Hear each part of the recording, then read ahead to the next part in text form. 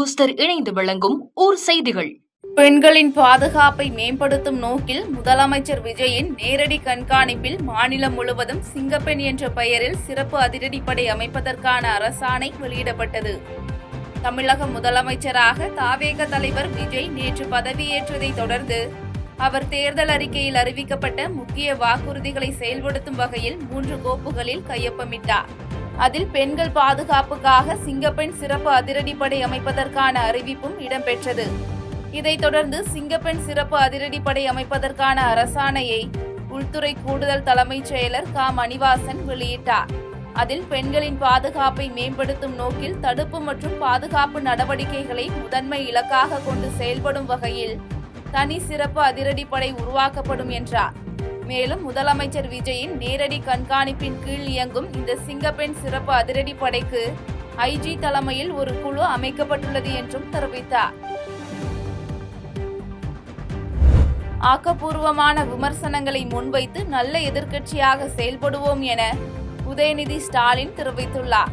இது தொடர்பாக தனது எக்ஸ் தள பக்கத்தில் பதிவிட்டுள்ள அவர், தமிழ்நாட்டின் புதிய அரசுக்கும் முதலமைச்சராக பொறுப்பேற்றுள்ள விஜய்க்கும் வாழ்த்து தெரிவித்து, இந்த நேரத்தில் 17வது தமிழ்நாடு சட்டப்பேரவையின் எதிர்க்கட்சி தலைவராக பணியாற்றும் பெரிய பொறுப்பை ஸ்டாலினுக்கு வழங்கிய தமிழக மக்களுக்கு நன்றி தெரிவித்தார். மேலும் கழக தலைவரின் வழிகாட்டுதலின்படி சட்டமன்றத்திலும் மக்கள் மன்றத்திலும் ஆற்றல்மிகு எதிர்க்கட்சியாக மக்களின் குரலை எதிரொலிப்போம் என்றும், ஆக்கப்பூர்வமான விமர்சனங்களை முன்வைத்து எதிர்க்கட்சியாக இல்லாமல் ஒரு நல்ல எதிர்க்கட்சியாக செயல்படுவோம் என தெரிவித்தார்.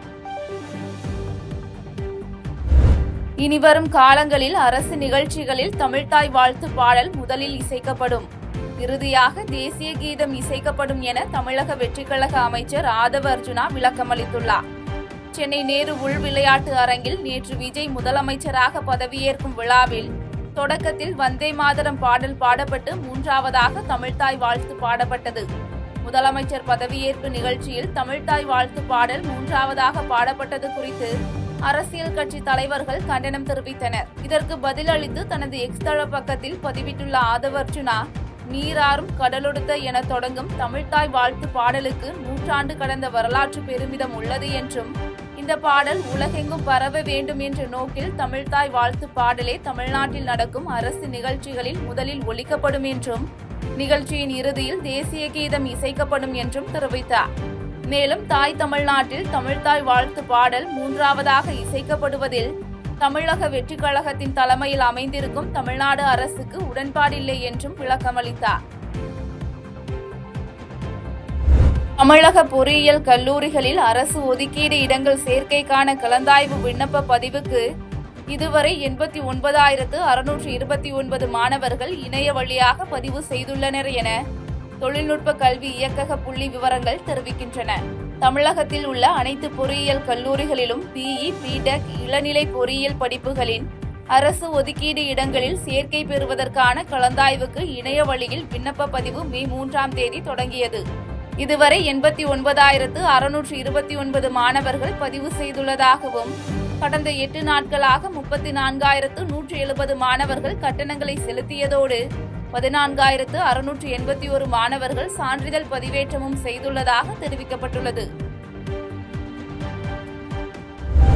ராமநாதபுரம் கிழக்கு கடற்கரை சாலையில் அமைந்துள்ள ஸ்ரீ வல்லபை நகரில் ஆட்கள் யாரும் இல்லாத 4 வீடுகளில் மர்ம நபர்கள் தங்களது கைவரிசையை காட்டியுள்ளனர்.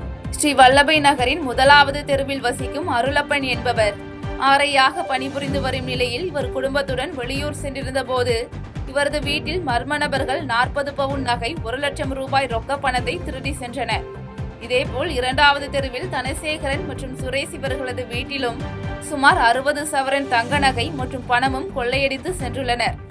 இதனையடுத்து புகாரின் பேரில் தகவல் அறிந்து வந்த போலீசார் கைரேகை நிபுணர்கள் மற்றும் மோப்பனாய் உதவியுடன் விசாரணை மேற்கொண்டு வருகின்றனர். மேலும் அப்பகுதியில் சிசிடிவி கேமராக்களை ஆய்வு செய்து மர்ம நபர்களை தேடி வருகின்றனர். செய்திகளை உடனுக்குடன் தெரிந்து கொள்ள கீழ்கண்ட கேபிள் மற்றும் டிடிஎச் நெட்வொர்க்குகளில் எம்நாடு செய்தி தொலைக்காட்சியை காணுங்கள். பாதகம் செய்பவரை கண்டால் நாம் பயம் கொள்ளலாகாது பாப்பா. மோதி மிதித்துவிடு பாப்பா, அவர் முகத்தில் உமிழ்ந்துவிடு பாப்பா. அண்மை செய்திகளை உடனுக்குடன் தெரிந்து கொள்ள இணைந்திருங்கள் எம்நாடு தொலைக்காட்சியுடன்.